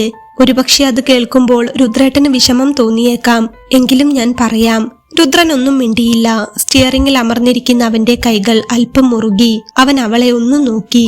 വൈഗ തുടർന്നു, ഇനി ഒരു നിമിഷം പോലും ആ കുട്ടിക്ക് വേണ്ടി രുദ്രേട്ടന്റെ മനസ്സ് വിഷമിപ്പിക്കരുത്. അതിനുള്ള ഒരു അർഹതയും ആ പെൺകുട്ടിക്കില്ല. സ്നേഹിച്ച് ചതിച്ചവരോട് നമ്മൾ കാണിക്കേണ്ടത് വെറുപ്പല്ല, അവരെ പാടെ അങ്ങ് മറന്നു കളയുക എന്നതാണ്. അവരൊക്കെ കാണുന്ന രീതിയിൽ അവർക്കൊരിക്കലും എത്താൻ പറ്റാത്ത അത്രയും ഉയരത്തിൽ ഒരു ജീവിതം രുദ്രേട്ടൻ ജീവിച്ചു കാണിക്കണം. അല്ലാതെ നമ്മൾ സാധാരണ കാണുന്നത് പോലെ സങ്കടം വരുമ്പോൾ മദ്യപിച്ചും ഡിപ്രഷൻ അടിച്ചും മറ്റുള്ളവർക്ക് വേണ്ടി നമ്മുടെ ജീവിതത്തിലെ നല്ല നിമിഷങ്ങൾ പാഴാക്കിയിട്ട് എന്ത് കാര്യം രുദ്രേട്ടാ? നമ്മൾ സ്വയം നശിക്കുന്നത് കാണുമ്പോഴാണ് നമ്മളെ ചതിച്ചവർ സന്തോഷിക്കുന്നത്. അവർക്ക് ആ സന്തോഷം നമ്മൾ എന്തിനാണ് കൊടുക്കുന്നത്? രുദ്രൻ അപ്പോൾ പതുക്കെ അവളെ ഒന്ന് നോക്കി. അവളുടെ കണ്ണുകളിൽ തെളിഞ്ഞു നിൽക്കുന്ന നിശ്ചയദാർഢ്യം അവനെ അത്ഭുതപ്പെടുത്തി. വൈഗയുടെ സ്വരം അപ്പോൾ പതുക്കെ ഒന്ന് താഴ്ന്നു. അവൾ സ്വന്തം ജീവിതത്തിലേക്കൊന്ന് കണ്ണോടിച്ചു. രുദ്രേട്ടാ, എനിക്കും അച്ഛനും ചുറ്റിൽ ആരും ഉണ്ടായിരുന്നില്ല ഒന്ന് സപ്പോർട്ട് ചെയ്യാൻ. സാമ്പത്തികമായി വളരെ താഴെത്തട്ടിലുള്ള കുടുംബമാണ് ഞങ്ങളുടേതെന്ന് രുദ്രേട്ടൻ അറിയാമല്ലോ. എന്നെ അച്ഛൻ പഠിപ്പിച്ച് ഡോക്ടറാക്കാൻ നോക്കിയപ്പോൾ നാട്ടുകാർക്ക് അത് വലിയൊരു അഹങ്കാരമായിട്ടാണ് തോന്നിയത്. ഇവളൊക്കെ എന്തിനാ കൊമ്പത്തെ ഈ ഡോക്ടർ പണിക്ക് പോകുന്നത്? വല്ല കടയിലോ തുണിഷോപ്പിലോ പണിക്ക് വിട്ടാൽ 4 കാശ് കിട്ടില്ലേ എന്ന് ചോദിച്ചവർ ഒരുപാടുണ്ട്. ആരും ഞങ്ങളെ സഹായിച്ചിരുന്നില്ല. പക്ഷേ അച്ഛൻ അതൊന്നും കേട്ടില്ല. ഞാനും അത് മൈൻഡ് ചെയ്തില്ല. മറ്റുള്ളവർ നമ്മളോട് എന്ത് ചെയ്യുന്നു എന്ന് നോക്കാൻ പോയാൽ നമുക്കൊരിക്കലും സമാധാനമായി ജീവിക്കാൻ പറ്റില്ല രുദ്രേട്ടാ. അവൾ ഒന്ന് നിശ്വസിച്ചു. അവളുടെ കണ്ണുകളിൽ നേർത്ത നനവ് പടർന്നു. എന്റെ ജീവിതത്തിൽ പല പ്രതിസന്ധികൾ വന്നപ്പോഴും തളർന്നു പോയപ്പോഴും ഒന്ന് കൈപിടിച്ച് സാരമില്ല മോളെ എന്ന് പറയാൻ എനിക്കൊരമ്മ പോലും ഉണ്ടായിരുന്നില്ല. ആരോടെങ്കിലും ഒന്ന് മനസ്സ് തുറക്കാൻ കഴിഞ്ഞിരുന്നെങ്കിലെന്ന് ഞാൻ എത്ര തവണ ആഗ്രഹിച്ചിട്ടുണ്ടെന്നറിയാമോ? എനിക്ക് അന്നും ഇന്നും അച്ഛൻ മാത്രമായിരുന്നു എല്ലാം. പക്ഷേ രുദ്രേട്ടൻ അങ്ങനെയല്ലല്ലോ. കൂടെ നിൽക്കാൻ സ്നേഹിക്കാൻ അറിയുന്ന അച്ഛനും അമ്മയും ഒക്കെ ഉണ്ടല്ലോ. ആ സ്നേഹം കാണാതെ പോകരുത്. ചതിച്ചവളെ ഓർത്ത് നമുക്ക് ചുറ്റുമുള്ള ജീവിതം നമ്മൾ കാണാതെ പോകുന്നത് വലിയൊരു തെറ്റല്ലേ? ഞാൻ ഈ പറയുന്നത് രുദ്രേട്ടന്റെ സ്വന്തം ആരോ പറയുന്നതാണെന്ന് കരുതി ഉൾക്കൊള്ളാൻ ശ്രമിക്കണം. ആ പഴയ കാര്യങ്ങൾ മനസ്സിൽ നിന്ന് അങ്ങ് തൂത്തു കളയണം. നമുക്ക് വേണ്ടിയല്ല, നമ്മളെ സ്നേഹിക്കുന്നവർക്ക് വേണ്ടി നമുക്ക് ജീവിക്കണ്ടേ? വളരെ സ്നേഹത്തോടെയും അത്രമേൽ കരുതലോടെയും വൈഗ അത് പറഞ്ഞപ്പോൾ രുദ്രന്റെ മനസ്സിൽ തികട്ടി നിന്നിരുന്ന ഏതോ ഒരു കരിങ്കല്ല് അലിഞ്ഞു പോകുന്ന പോലെ അവന് തോന്നി. തന്റെ ആരുമല്ലാത്തൊരു പെൺകുട്ടി തനിക്ക് നൽകുന്ന ആ ആശ്വാസം അവന്റെ ഉള്ളം തൊട്ടു. താൻ പ്രാണനായി കരുതിയവൾ തന്നെ തള്ളി പറഞ്ഞപ്പോൾ ഇന്ന് ആദ്യമായി കണ്ട പെൺകുട്ടി തനിക്ക് നൽകുന്ന വെളിച്ചം രുദ്രന്റെ കണ്ണുകളെ അറിയാതെ ഈറനണിയിച്ചു. അവനൊന്നും മിണ്ടിയില്ലെങ്കിലും അവന്റെ മുഖത്തെ ആ വരിഞ്ഞു മുറുകൽ പതുക്കെ മാറി തുടങ്ങി. കാർ ചുരമിറങ്ങി മാധവേട്ടന്റെ വീട് ലക്ഷ്യമാക്കി നീങ്ങുമ്പോൾ രുദ്രന്റെ ഉള്ളിൽ ഗൗരിയോടുള്ള പകയായിരുന്നില്ല, മറിച്ച് തനിക്ക് ഇനിയും ജീവിക്കാനുണ്ടെന്ന വലിയൊരു തിരിച്ചറിവായിരുന്നു. തന്റെ കണ്ണീരിന് അർഹതയുള്ളത് തന്നെ വഞ്ചിച്ചവൾക്കല്ല, മറിച്ച് തന്നെ സ്നേഹിക്കുന്നവർക്കാണെന്ന് അവൻ തിരിച്ചറിഞ്ഞിരുന്നു. കാർ മാധവേട്ടന്റെ ചെറിയ വീടിന്റെ മുറ്റത്ത് ചെന്ന് നിന്നു. കാറിന്റെ ശബ്ദം കേട്ടതും ഉമ്മറത്ത് കാത്തിരിക്കുകയായിരുന്ന മാധവേട്ടൻ വേഗത്തിൽ പുറത്തേക്കിറങ്ങി വന്നു. മുറ്റത്തെ ലൈറ്റിന്റെ വെളിച്ചത്തിൽ രുദ്രനെ കണ്ടതും ആ മനുഷ്യന്റെ മുഖത്ത് വലിയൊരാശ്വാസം വിരിഞ്ഞു. രുദ്ര മോനെ. മാധവേട്ടൻ രുദ്രന്റെ അടുത്തേക്ക് വന്ന് അവനെ ചേർത്തു പിടിച്ചു. ജയിലിലെ ആ ഇരുണ്ട നാളുകളിൽ കുറച്ചു നാളെങ്കിലും തന്റെ കൂടെ ഉണ്ടായിരുന്ന സ്വന്തം മോനെ കാണുന്ന സന്തോഷമായിരുന്നു ആ മുഖത്ത്. എന്താ മാധവേട്ട മുഖമൊക്കെ വല്ലാതിരിക്കുന്നത്? പനി വല്ലതുമുണ്ടോ? രുദ്രൻ മാധവേട്ടന്റെ ക്ഷീണിച്ച മുഖത്തേക്ക് നോക്കി ചോദിച്ചു. ഒന്നുമില്ലടാ, ചെറിയൊരു പനി. അതുകൊണ്ടാ ഇവളെ വിളിക്കാൻ അങ്ങോട്ട് വരാൻ പറ്റാതിരുന്നത്. വണ്ടി ചുരത്തിൽ കുടുങ്ങി എന്ന് പറഞ്ഞപ്പോൾ മുതൽ ഞാൻ വല്ലാത്തൊരു പേടിയിലായിരുന്നു. എനിക്കിവളെ ദൂരെ ഒന്നും വിടാൻ ഇഷ്ടമല്ല. പക്ഷേ ഒഴിവുള്ള ദിവസമായാൽ ഉടനെ ക്യാമ്പെന്നും പറഞ്ഞ് ഇവൾ ഇറങ്ങും. മാധവേട്ടൻ വൈഗയെ നോക്കി വാത്സല്യത്തോടെ പറഞ്ഞു. നമ്മൾ കഷ്ടപ്പാടിൽ നിന്ന് വന്നതല്ലേടാ, അതുകൊണ്ടായിരിക്കാം. കഷ്ടപ്പെടുന്ന ആർക്കെങ്കിലും ഒരു നേരത്തെ മരുന്ന് കൊടുക്കാൻ കഴിഞ്ഞാൽ വലിയ കാര്യമല്ലേ എന്ന് ഇവൾ വിചാരിക്കും. നീ കയറി വാ മോനെ. മാധവേട്ടൻ രുദ്രനെ സ്നേഹത്തോടെ വീടിനുള്ളിലേക്ക് ക്ഷണിച്ചു. രുദ്രൻ പതുക്കെ അകത്തേക്ക് കയറുമ്പോൾ ഇടം കണ്ണാലെ വൈഗയെ ഒന്ന് നോക്കി. ചുരത്തിൽ വെച്ച് അവൾ പറഞ്ഞ വാക്കുകൾ അവന്റെ ഉള്ളിലെ വലിയൊരു ഭാരം ഇറക്കി വെച്ചതുപോലെ ആയിരുന്നു. ഗൗരിയോടുള്ള പകയും വിഷമവും ഒക്കെ മാറി അവന്റെ മനസ്സിലിപ്പോൾ ഒരു പ്രത്യേക സമാധാനം തോന്നി തുടങ്ങിയിരിക്കുന്നു. വൈഗ വേഗത്തിൽ അകത്തേക്ക് പോയി. രുദ്രൻ അകത്തെ കസേരയിലിരുന്നു. അല്പസമയത്തിനകം അവൾ അടുക്കളയിൽ പോയി പ്ലേറ്റും ഭക്ഷണവും ഒക്കെ എടുത്തു കൊണ്ടുവന്നു. രുദ്രേട്ടാ വാ, ഭക്ഷണം കഴിക്കാം. വൈഗ വിളിച്ചു. ഭക്ഷണമോ? രുദ്രൻ അങ്ങോട്ടൊന്നു നോക്കി. അയ്യോ വേണ്ട വൈഗ, എനിക്ക് വിശപ്പില്ല. അച്ഛൻ അവിടെ കാത്തിരിക്കുകയാകും. രുദ്രൻ മടിച്ചു പറഞ്ഞു. അതൊന്നും പറഞ്ഞാൻ പറ്റില്ല. അത്രയും ദൂരം എനിക്ക് വേണ്ടി ഡ്രൈവ് ചെയ്തു വന്നതല്ലേ. അവിടെ വെച്ച് ആ ഒരു ചായ മാത്രമല്ലേ കുടിച്ചുള്ളൂ. സമയം രാത്രിയായില്ലേ, കുറച്ച് ചോറ് കഴിച്ചിട്ട് പോയാ മതി. വൈഗ നിർബന്ധിച്ചു. നീ ഇരിക്കുമോനെ, ഇവൾ ഇത്രയും നിർബന്ധിക്കുന്നതല്ലേ. മാധവേട്ടനും രുദ്രനായി കസേര നീക്കിയിട്ട് കൊടുത്തു. മാധവേട്ടന്റെയും വൈഗയുടെയും സ്നേഹത്തിനു മുന്നിൽ രുദ്രന് വേണ്ട എന്ന് പറയാൻ തോന്നിയില്ല. അവൻ ഊണുമേശയ്ക്ക് അരികിലിരുന്നു. ഭക്ഷണം കഴിക്കുന്നതിനിടയിൽ മാധവേട്ടൻ വളരെ സ്വാഭാവികമായി ചോദിച്ചു, പിന്നെന്തായി രുദ്ര, ഗൗരിയെ കണ്ടോ? അവൾ എന്തു പറയുന്നു? ആ ചോദ്യം കേട്ടതും വൈഗയുടെ മുഖത്തൊരു വല്ലായ്മ പടർന്നു. രുദ്രന്റെ ജീവിതത്തിലെ ആ വലിയ ചതിയെക്കുറിച്ച് അച്ഛൻ അറിഞ്ഞിട്ടില്ലെന്ന് അവൾക്കറിയാമായിരുന്നു.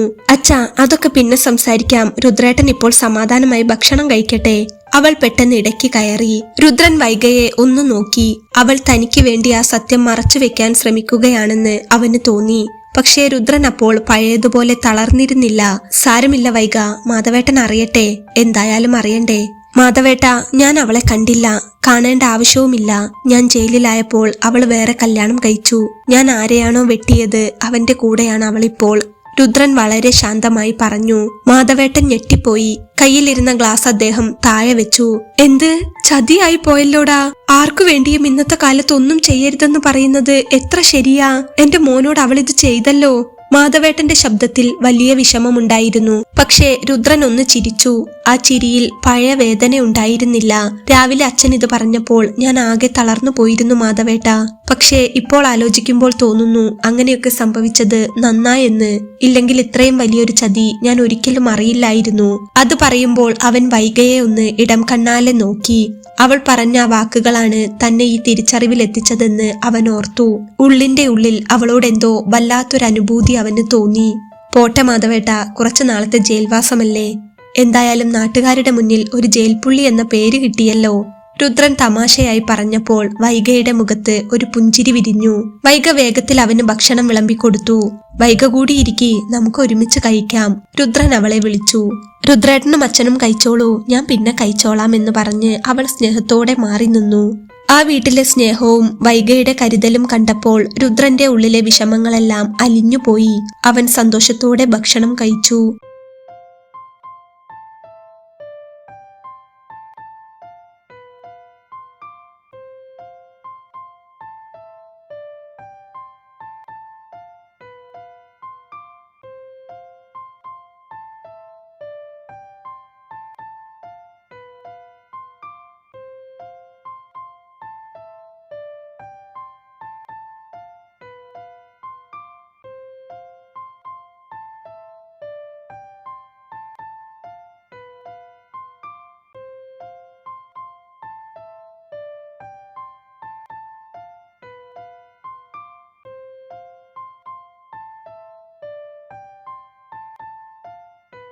ഭക്ഷണം കഴിച്ചു കഴിഞ്ഞ് രുദ്രൻ കൈ കഴുകാനായി സിങ്കിനരികിലേക്ക് ചെന്നു. പെട്ടെന്ന് തന്നെ വൈഗ അടുക്കളയിൽ നിന്നും ഓടി വന്ന് അലക്കി വെച്ചൊരു പുതിയ തോർത്തെടുത്ത് അവന് നീട്ടി. ആ തോർത്ത് വാങ്ങുന്നതിനിടയിൽ രുദ്രൻ അവളെ ഒന്ന് സൂക്ഷിച്ചു നോക്കി. അവളുടെ കണ്ണുകളിൽ നേരത്തെ കണ്ട അപരിചിതത്വമല്ല, മറിച്ച് ഒരു സുഹൃത്തിന്റെയോ സഹോദരിയുടേതോ അതോ അതിലുപരിയായ മറ്റാരുടെയോ ഒരു കരുതലുണ്ടായിരുന്നു. രുദ്രന്റെ മനസ്സിൽ അവളോട് വല്ലാത്തൊരിഷ്ടം തോന്നി തുടങ്ങി. കുറച്ചു മുൻപ് വരെ തന്റെ കണ്ണിൽ താൻ കണ്ട അല്ലെങ്കിൽ കരുതിയ ചതിയുടെ മാത്രം ലോകമല്ല ഇതെന്ന് ആ പെൺകുട്ടി തന്റെ പെരുമാറ്റം കൊണ്ട് തെളിയിക്കുകയായിരുന്നു. ജയിൽവാസം കഴിഞ്ഞ് അച്ഛൻ മടങ്ങി വന്നപ്പോൾ മുതൽ പറഞ്ഞ് മേലകത്തെ രുദ്രനെ പറ്റി വൈഗ ഒരുപാട് കേട്ടിട്ടുണ്ട്. അച്ഛൻ അവനോടുള്ള ഇഷ്ടം കണ്ടപ്പോൾ ഒരു വലിയ തറവാടിത്തമുള്ള ഗൗരവക്കാരനായ ഒരാളാകും രുദ്രൻ എന്നാണ് അവൾ കരുതിയിരുന്നത്. എന്നാൽ കഴിഞ്ഞ കുറച്ചു മണിക്കൂറുകളിലെ അവന്റെ സംസാരവും തകർന്ന മനസ്സും കണ്ടപ്പോൾ വിചാരിച്ചതിലും എത്രയോ പാവമാണ് ഈ രുദ്രൻ എന്ന് വൈഗയ്ക്കും തോന്നി. ആരോടും പരിഭവമില്ലാത്ത, എന്നാൽ ചതിക്കപ്പെട്ടതിന്റെ വേദന ഉള്ളിലൊതുക്കുന്ന ഒരു സാധാരണക്കാരൻ. കൈ തുടച്ച് രുദ്രൻ ഉമ്മറത്തേക്ക് വന്നപ്പോൾ വൈഗ അവനോട് പതുക്കെ പറഞ്ഞു, രുദ്രേട്ടാ, ഇനിയിപ്പോൾ രാത്രി തിരിച്ച് അത്ര ദൂരം വണ്ടി ഓടിക്കണ്ട. ചുരമൊക്കെ ഇറങ്ങി വന്നതല്ലേ, ഇനി തിരിച്ച് അങ്ങോട്ടും വീട്ടിൽ ചെല്ലുമ്പോഴേക്കും വല്ലാതെ വൈകും. ബുദ്ധിമുട്ടില്ലെങ്കിൽ ഇന്ന് ഇവിടെ നിന്നോളൂ. നാളെ രാവിലെ വെളിച്ചം വീണ ശേഷം പോയാൽ പോരെ. രുദ്രൻ അപ്പോൾ ഒന്ന് ചിരിച്ചു. ആ ചിരിയിൽ ഒരു നന്ദി ഉണ്ടായിരുന്നു. അയ്യോ വേണ്ട വൈഗ, അച്ഛനും അമ്മയും അവിടെ കാത്തിരിക്കുകയാകും. രാവിലെ ഞാൻ വീട്ടിൽ നിന്ന് ഇറങ്ങി പോരുമ്പോൾ അച്ഛൻ നല്ല ടെൻഷനിലായിരുന്നു. ഇടയ്ക്ക് അച്ഛൻ വിളിച്ചപ്പോൾ ഞാൻ എത്തിക്കോളാമെന്ന് വാക്ക് കൊടുത്തതാ. ഇനി കണ്ടില്ലെങ്കിൽ അച്ഛനും അമ്മയും വെറുതെ ആകുലപ്പെടും. രുദ്രൻ പറഞ്ഞു, സാരമില്ല രുദ്ര, വീട്ടിലേക്ക് ഫോൺ വിളിച്ച് പറഞ്ഞാൽ പോരെ. വേണമെങ്കിൽ ഞാൻ പറഞ്ഞോളാം. മോള് പറഞ്ഞതുപോലെ നീ ഇത്രയും ദൂരം വന്നതല്ലേ, മാധവേട്ടനും സ്നേഹത്തോടെ നിർബന്ധിച്ചു. സാരമില്ല മാധവേട്ട, എനിക്ക് ഡ്രൈവ് ചെയ്യാൻ വലിയ ബുദ്ധിമുട്ടൊന്നുമില്ല. കുറെ കാലമായി കാർ എടുക്കാത്തതുകൊണ്ട് സ്റ്റാർട്ടിങ്ങിൽ ഒരു ചെറിയ പ്രശ്നം തോന്നിയിരുന്നു എന്നത് സത്യമാണ്. പക്ഷേ ആ ചുരമൊക്കെ ഇറങ്ങി കഴിഞ്ഞപ്പോൾ വണ്ടി ഒന്ന് സെറ്റായി. എനിക്കിപ്പോൾ വണ്ടി ഓടിക്കാനാണ് തോന്നുന്നത്. രുദ്രൻ പതുക്കെ മുറ്റത്തേക്കിറങ്ങി കാറിന്റെ അരികിലേക്ക് നടന്നു. മാധവേട്ടനും വൈഗയും അവനെ യാത്രയാക്കാൻ കൂടെ ഇറങ്ങി. മാധവേട്ട, ഞാൻ ഇറങ്ങട്ടെ? ഇനി ഫ്രീ ആകുമ്പോൾ വൈഗയെയും കൂട്ടി തറവാട്ടിലേക്ക് വരണം. ബസ്സിനൊന്നും വരണമെന്നില്ല, ഒന്ന് വിളിച്ചാ മതി, ഞാൻ വന്ന് കൂട്ടിയിട്ട് പോയിക്കോളാം. അടുത്ത മാസം ഞങ്ങളുടെ തറവാട്ടിൽ ഉത്സവമാണ്, രണ്ടാളും വരണം. അവിടെയൊക്കെ കണ്ട് ഉത്സവം കൂടിയിട്ട് പോരാം. രുദ്രൻ അവരെ സ്നേഹത്തോടെ ക്ഷണിച്ചു. തീർച്ചയായും വരാം മോനെ. എന്നാലും നീ ഈ നേരത്തെ ഇങ്ങനെ ഒറ്റയ്ക്ക് പോകുന്നത് ആലോചിക്കുമ്പോളാ. മാധവേട്ടൻ അവന്റെ തോളിൽ തട്ടി. ഞാൻ നിന്നെ വല്ലാതെ ബുദ്ധിമുട്ടിച്ചോടാ മോനെ. മാധവേട്ടൻ വീണ്ടും ആത്മഗതമെന്നോണം ചോദിച്ചു. രുദ്രൻ ഉടനെ മാധവേട്ടനെ ഒന്ന് കെട്ടിപ്പിടിച്ചു. ഒരു ബുദ്ധിമുട്ടുമില്ല മാധവേട്ട, പകരം എനിക്ക് വലിയൊരാശ്വാസമാണ് കിട്ടിയത്. ചിലപ്പോൾ ഞാൻ ആ വീട്ടിൽ തന്നെ മുറി അടച്ചിരുന്നെങ്കിൽ എന്റെ മനോനില തന്നെ തെറ്റിപ്പോകുമായിരുന്നു. മാധവേട്ടൻ ഇന്ന് വിളിച്ചത് എനിക്ക് വലിയൊരു ഉപകാരമായി. അതിനൊരുപാട് നന്ദിയുണ്ട്. അവൻ മാധവേട്ടനെ വിട്ട് വൈഗയെ ഒന്ന് നോക്കി. വൈഗയ്ക്കും ഒരുപാട് നന്ദി. വൈഗ പറഞ്ഞ ഓരോ വാക്കും എനിക്ക് തന്ന കരുത്ത് ചെറുതല്ല. രുദ്രൻ സന്തോഷത്തോടെ പറഞ്ഞു. വൈഗയുടെ മുഖത്തപ്പോൾ ഒരു മനോഹരമായ പുഞ്ചിരി വിരിഞ്ഞു. കാറിൽ കയറാനായി ഡോർ തുറന്ന രുദ്രൻ പെട്ടെന്ന് എന്തോ ഓർത്തതുപോലെ ഒന്ന് നിന്നു. അവന്റെ മനസ്സിൽ ഒരു ചെറിയ പരിഭ്രമം. അവൻ പതുക്കെ തിരിഞ്ഞ് വൈഗയുടെ മുഖത്തേക്ക് നോക്കി. മുറ്റത്തെ ആ ചെറിയ ബൾബിന്റെ വെളിച്ചത്തിൽ അവളുടെ കണ്ണുകൾ തിളങ്ങുന്നുണ്ടായിരുന്നു. പിന്നെ വൈഗയുടെ ഫോൺ നമ്പർ ഒന്ന് എനിക്ക് തരാമോ? തരുന്നതിൽ ബുദ്ധിമുട്ടില്ലെങ്കിൽ മാത്രം. രുദ്രൻ അല്പം താഴ്ന്ന സ്വരത്തിൽ ചോദിച്ചു. അവന്റെ ശബ്ദത്തിൽ ഒരുതരം വിനയവും ഒപ്പം ചെറിയൊരു പേടിയും ഉണ്ടായിരുന്നു. രുദ്രന്റെ ചോദ്യം കേട്ട് വൈഗ ഒന്ന് പുഞ്ചിരിച്ചു. അവൾ മറുപടി പറയുന്നതിനു മുൻപേ മാധവേട്ടൻ അവൻ അരികിലേക്ക് ചെന്നു. അദ്ദേഹം രുദ്രന്റെ തോളിൽ കൈവച്ചു. അതിനെന്താടാ മോനെ, എന്തു ബുദ്ധിമുട്ട്? അവൾക്ക് എന്താവശ്യമുണ്ടെങ്കിലും നിന്നെ വിളിക്കാലോ. ഞാൻ ഇവളോട് എപ്പോഴും പറയാറുണ്ട്, എനിക്കൊരു ആൺകുട്ടി ഇല്ലാത്തതിന്റെ വിഷമം പലപ്പോഴും തോന്നിയിട്ടുണ്ടെന്ന്. ഇവളുടെ പഠിത്തത്തിനും ആശുപത്രിയിലെ കാര്യങ്ങൾക്കുമൊക്കെ കൂട്ടുപോകാൻ ഈ വയസ്സായ ഞാൻ മാത്രമേ ഉണ്ടായിരുന്നുള്ളൂ. എന്നാൽ ഇപ്പോൾ ആ വിഷമം അങ്ങ് മാറി. ജയിലിൽ വെച്ച് നിന്നെ കണ്ടപ്പോൾ മുതൽ ഞാൻ എന്റെ മനസ്സിൽ ഉറപ്പിച്ചതാ, എനിക്ക് നീ ഒരു മോനെ പോലെ തന്നെയാണ്. ആ ഒരു വിശ്വാസത്തിലാണ് ഇത്ര ദൂരം എന്റെ മോളെ കൂട്ടിയിട്ട് വരാൻ ഞാൻ നിന്നെ ഏൽപ്പിച്ചത്. ഇന്നത്തെ കാലത്ത് സ്വന്തം ചോരയെ പോലും വിശ്വസിക്കാൻ പറ്റില്ലല്ലോ. പക്ഷേ നിന്നെ എനിക്ക് പൂർണ്ണ വിശ്വാസമാണ് രുദ്ര. മാധവേട്ടൻ അത് പറഞ്ഞപ്പോൾ രുദ്രന്റെ ഉള്ളിൽ വല്ലാത്തൊരു കുളിർമ തോന്നി. ജയിലിലെ ആ ഇരുണ്ട പകലുകളിൽ മാധവേട്ടൻ തന്നോട് കാട്ടിയിരുന്ന സ്നേഹം വെറും വാക്കുകളായിരുന്നില്ലെന്ന് അവൻ തിരിച്ചറിഞ്ഞു. താൻ ഒരു കുറ്റവാളിയാണെന്ന് ലോകം മുഴുവൻ മുദ്ര കുത്തിയപ്പോഴും തന്റെ സത്യസന്ധത തിരിച്ചറിഞ്ഞ് സ്വന്തം മകളെ വിശ്വസിച്ചേൽപ്പിക്കാൻ മാധവേട്ടൻ കാണിച്ച ആ മനസ്സ് രുദ്രനെ വല്ലാതെ സ്പർശിച്ചു. വൈഗ അപ്പോൾ വേഗത്തിൽ അവളുടെ ഫോൺ നമ്പർ അവന് പറഞ്ഞുകൊടുത്തു. രുദ്രേട്ട, നമ്പർ കുറിച്ചോളൂ, അവൾ പറഞ്ഞു. രുദ്രൻ തന്റെ ഫോണിൽ വൈഗ എന്ന് ടൈപ്പ് ചെയ്ത് ആ നമ്പർ സേവ് ചെയ്യുമ്പോൾ അവന്റെ വിരലുകൾ അറിയാതെ ഒന്ന് വിറച്ചു. ജീവിതത്തിൽ ആദ്യമായി ഒരു പെൺകുട്ടിയുടെ നമ്പർ ചോദിച്ചു വാങ്ങുന്നതിന്റെ ഒരു ജാള്യത അവനിലുണ്ടായിരുന്നു. ഗൗരിയുടെ നമ്പർ അവളായിട്ട് അവന് കൊടുത്തതായിരുന്നു. ഞാൻ എന്തെങ്കിലും ആവശ്യമുള്ളപ്പോൾ രുദ്രേട്ടനെ വിളിച്ചോട്ടെ, വല്ലാതെ ബുദ്ധിമുട്ടിക്കില്ല. വൈഗ തമാശ രൂപേണ പറഞ്ഞെങ്കിലും അവളുടെ നോട്ടത്തിൽ ഒരു പ്രത്യേകതയുണ്ടായിരുന്നു. ശരിക്കും അവൾക്ക് അവനോട് എന്തോ ഒരിഷ്ടം തോന്നി തുടങ്ങിയിരുന്നു. അതിനെന്താ, വൈഗ വിളിച്ചോളൂ, ബുദ്ധിമുട്ടിച്ചാലും സാരമില്ല. മാധവേട്ടൻ പറഞ്ഞതുപോലെ സ്വന്തം ആളായി തന്നെ കണ്ടാൽ മതി. ഞാനും അങ്ങനെ തന്നെയാണ് കരുതുന്നത്, രുദ്രൻ പറഞ്ഞു. ശരി മാധവേട്ട, ഞാനെന്നാൽ ഇറങ്ങട്ടെ. രുദ്രൻ എല്ലാവരോടുമായി യാത്ര പറഞ്ഞു. അവൻ കാറിൽ കയറി. സീറ്റ് ബെൽറ്റ് ഇടുമ്പോഴും കണ്ണാടിയിലൂടെ വൈഗയെ അവൻ നോക്കുന്നുണ്ടായിരുന്നു. വിൻഡോ ഗ്ലാസ് താഴ്ത്തി അവൻ അവർക്ക് നേരെ കൈവീശി. വൈഗയും മാധവേട്ടനും മുറ്റത്ത് നിന്ന് കൈവീശി അവനെ യാത്രയാക്കി. കാർ പതുക്കെ മുറ്റത്ത് നിന്നും റോഡിലേക്ക് ഇറങ്ങി. കാറിന്റെ വേഗത കൂട്ടുമ്പോൾ രുദ്രന്റെ മനസ്സിൽ പഴയ ആ കനലുകളൊന്നും ഉണ്ടായിരുന്നില്ല. ഇത്രയും കാലം താൻ പ്രാണനായി കൊണ്ടു നടന്ന ഗൗരിയുടെ മുഖം എങ്ങോ മാഞ്ഞു പോയിരുന്നു. പകരം അവിടെ ചുരത്തിലെ മഞ്ഞിന്റെ തണുപ്പിൽ വെച്ച് ചായ കുടിച്ചുകൊണ്ടിരുന്ന തന്നെ ആശ്വസിപ്പിച്ച ആ ഡോക്ടർ കുട്ടിയുടെ തെളിഞ്ഞ മുഖം മാത്രമായിരുന്നു. ഗൗരി തന്നെ ചതിച്ചതൊരു പക്ഷേ വൈഗയെപ്പോലെയുള്ള ഒരു നല്ല പെൺകുട്ടിയെ തന്റെ ജീവിതത്തിലേക്ക് എത്തിക്കാൻ വേണ്ടിയായിരുന്നോ എന്ന് പോലും അവൻ ഒരു നിമിഷം ആലോചിച്ചു. കാർ മുന്നോട്ടു പോകുമ്പോൾ റേഡിയോയിൽ ഒരു പഴയ പ്രണയഗാനം പതുക്കെ ഒഴുകി വന്നു. അറിയാതെ ഇഷ്ടമായി, അന്നു മുതൽ ഒരു പ്രേമ ചിത്രമായി. രുദ്രന്റെ ചുണ്ടിലും അറിയാതെ ഒരു ചെറിയ പുഞ്ചിരി വിരിഞ്ഞു. ഇരുട്ട് മൂടി പോകുമായിരുന്ന തന്റെ ജീവിതത്തിലേക്ക് ഒരു നക്ഷത്രം ഉദിച്ചു വന്നതുപോലെ അവന് തോന്നി. അതിനിടയ്ക്ക് രുദ്രന്റെ ഫോൺ തുടർച്ചയായി ശബ്ദിക്കുന്നുണ്ടായിരുന്നു. സ്ക്രീനിൽ അച്ഛനെന്ന് തെളിയുന്നത് കണ്ടപ്പോൾ അവൻ വണ്ടി ഒതുക്കി നിർത്തി ഫോൺ എടുത്തു. പേടിക്കണ്ട അച്ഛാ, ഞാൻ എത്തിക്കൊണ്ടിരിക്കുകയാണ്, ഇപ്പോൾ വീട്ടിലെത്തും. അവൻ വളരെ ശാന്തനായി പറഞ്ഞു. ചുരമിറങ്ങി കാർ തറവാടിന്റെ ഉമ്മറത്ത് ചെന്ന് നിന്നപ്പോൾ അച്ഛനും അമ്മയും വാതിൽക്കൽ തന്നെ കാത്തു നിൽപ്പുണ്ടായിരുന്നു. കാറിൽ നിന്നിറങ്ങിയ രുദ്രന്റെ മുഖത്ത് കണ്ട ആ തെളിച്ചം അവരെ അത്ഭുതപ്പെടുത്തി. രാവിലെ കണ്ട ആ മുറിവേറ്റ സിംഹത്തിന്റെ ഭാവമായിരുന്നില്ല അവന്. പേടിച്ചിരിക്കുകയായിരുന്നു മോനെ ഞങ്ങൾ. ആ കുട്ടിയെ കൊണ്ടുവിടാൻ പോകുകയാണെന്ന് പറഞ്ഞെങ്കിലും നീ ഇത്ര വൈകുമെന്ന് കരുതിയില്ല. രാവിലെ നിന്റെ മനസ്സ് അത്രയ്ക്ക് അസ്വസ്ഥമായിരുന്നില്ലേ? അച്ഛൻ പറഞ്ഞു. രുദ്രൻ അപ്പോൾ അച്ഛനെ നോക്കി ഒന്ന് പുഞ്ചിരിച്ചു. ആ ചിരിയിൽ പഴയ സ്നേഹവും സമാധാനവും ഉണ്ടായിരുന്നു. നീ വാ, ഭക്ഷണം എടുത്തു വെക്കാം, അമ്മ അപ്പോൾ പറഞ്ഞു. ഞാൻ അവിടെ നിന്ന് ഭക്ഷണം കഴിച്ചമ്മേ. മാധവേട്ടനും മോളും നിർബന്ധിച്ചപ്പോൾ വേണ്ടെന്ന് വെക്കാൻ പറ്റിയില്ല. അമ്മയുടെ മുഖത്തെ വിഷമത്തിന്റെ നിഴൽ കണ്ടപ്പോൾ അവൻ പതുക്കെ അമ്മയ്ക്കരികിലേക്ക് ചെന്നു. ഇനി അമ്മയ്ക്കും അച്ഛനും വിഷമമാണെങ്കിൽ ഞാൻ കുറച്ചുകൂടി കഴിക്കാം, പോരെ? പണ്ട് കുഞ്ഞായിരുന്നപ്പോൾ കാണിക്കാറുള്ള ആ പഴയ കുറുമ്പ് അവനിൽ തിരിച്ചു വന്നത് കണ്ട് അമ്മയുടെ കണ്ണ് നിറഞ്ഞു. എന്തു പറ്റിയടാ നിനക്ക്? രാവിലെ നീ ഇങ്ങനെയൊന്നും ആയിരുന്നില്ലല്ലോ. അമ്മ അവന്റെ കവിളിൽ തലോടി. രുദ്രൻ പതുക്കെ അമ്മയുടെ നെറ്റിയിൽ ഒരു ഉമ്മ കൊടുത്തു. എനിക്കിപ്പോൾ ഒരു വിഷമവുമില്ല അമ്മേ, എല്ലാം നല്ലതിനായിരുന്നു എന്ന് ഞാൻ തിരിച്ചറിയുന്നു. ഒരു സങ്കടം മാത്രം ബാക്കിയുണ്ട്. ആർക്കോ വേണ്ടി അച്ഛന്റെയും അമ്മയുടെയും ഈ മോൻ ജയിൽ പുള്ളി ആകേണ്ടി വന്നല്ലോ എന്നത്. എന്നോട് ക്ഷമിക്കണം നിങ്ങൾ. എനിക്കിനി നിങ്ങളുടെ സന്തോഷം മാത്രം മതി. അച്ഛന്റെയും അമ്മയുടെയും കൈകളിൽ ചുംബിച്ചുകൊണ്ട് അവൻ തന്റെ മുറിയിലേക്ക് നടന്നു.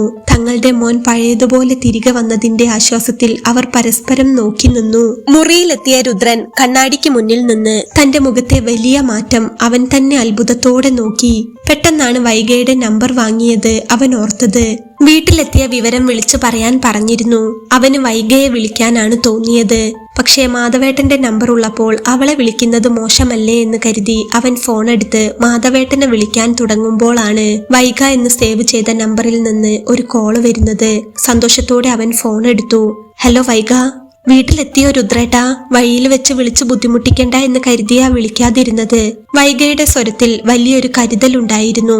എത്തി വൈഗ, ഞാൻ സുരക്ഷിതമായി എത്തി. അച്ഛൻ എങ്ങനെയുണ്ട്? പനി കുറഞ്ഞോ? അച്ഛൻ ഇവിടെ ഇരിപ്പുണ്ട്. രുദ്രേട്ടൻ എത്തിയെന്ന് ഉറപ്പായിട്ട് കിടക്കാമെന്ന് വെച്ചിരിക്കുകയായിരുന്നു. താങ്ക്സ് കേട്ടോ, ഇന്ന് അവിടെ വന്ന് എന്നെ കൂട്ടിക്കൊണ്ടു വന്നതിന്. രുദ്രൻ അപ്പോൾ പതുക്കെ ഒന്ന് ചിരിച്ചു. ഞാനല്ലേ വൈഗ താങ്ക്സ് പറയേണ്ടത്? ഇന്ന് നിന്നെ കാണാൻ വന്നതുകൊണ്ട് എന്റെ മനസ്സ് എത്ര മാറിയെന്നറിയാമോ? വൈഗ പറഞ്ഞതുപോലെ ഡിപ്രഷൻ അടിച്ച് മദ്യപിച്ചിരിക്കേണ്ട സമയമായിരുന്നു എനിക്ക്. പക്ഷേ നീ തന്ന ആ ധൈര്യം വല്ലാതെ മനസ്സിൽ തട്ടി. ഒരുപാട് നന്ദിയുണ്ട്. രുദ്രന്റെ വാക്കുകൾ കേട്ടപ്പോൾ വൈഗയുടെ മനസ്സിലും വല്ലാത്തൊരു പ്രകാശം പരന്നു. ഒരു നിമിഷം രണ്ടുപേരും മൗനമായി.